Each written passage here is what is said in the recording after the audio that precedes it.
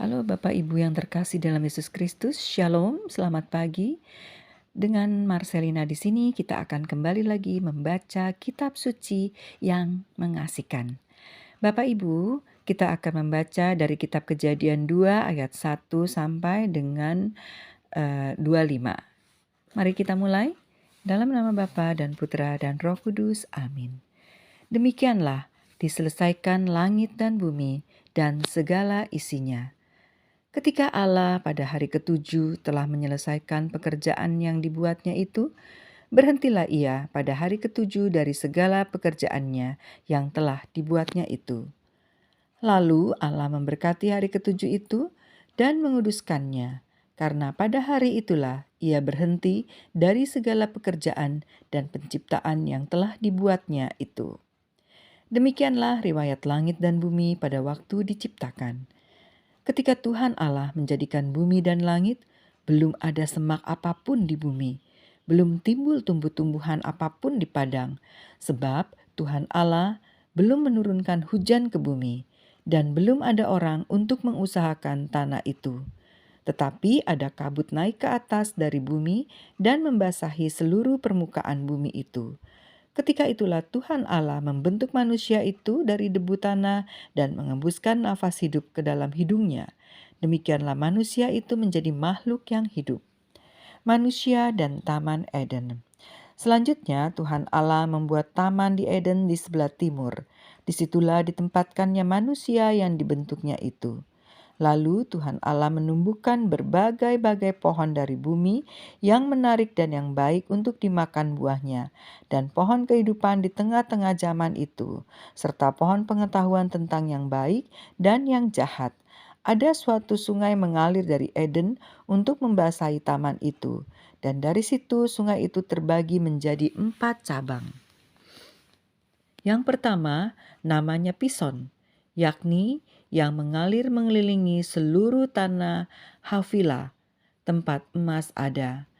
Dan emas dari negeri itu baik. Di sana ada damar bedola dan batu krisopras.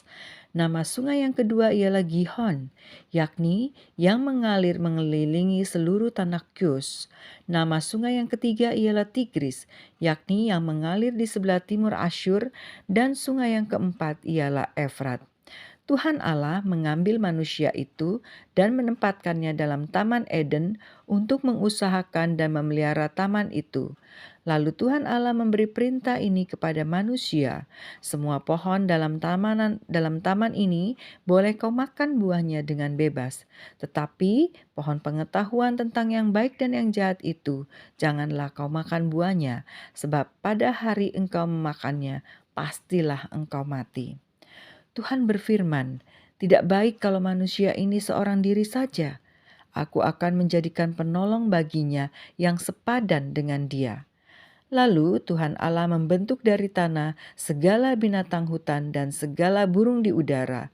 Dibawanyalah semua itu kepada manusia itu untuk melihat bagaimana ia menamainya, dan seperti nama yang diberikan manusia itu kepada tiap-tiap makhluk yang hidup, demikianlah nanti nama makhluk itu.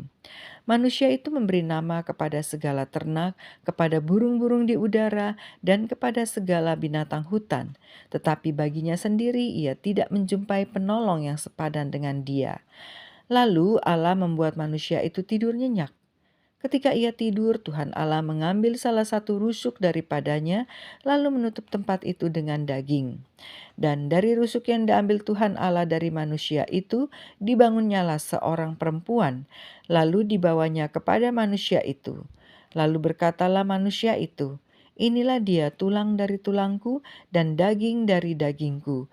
Ia akan dinamai perempuan, sebab ia diambil dari laki-laki. Sebab itu seorang laki-laki akan meninggalkan ayahnya dan ibunya, bersatu dengan istrinya, sehingga keduanya menjadi satu daging. Mereka keduanya telanjang, manusia dan istrinya itu, tetapi mereka tidak merasa malu." Demikianlah sabda Tuhan. Syukur kepada Allah. Terima kasih, kita akan jumpa lagi di bacaan kitab suci selanjutnya. Shalom.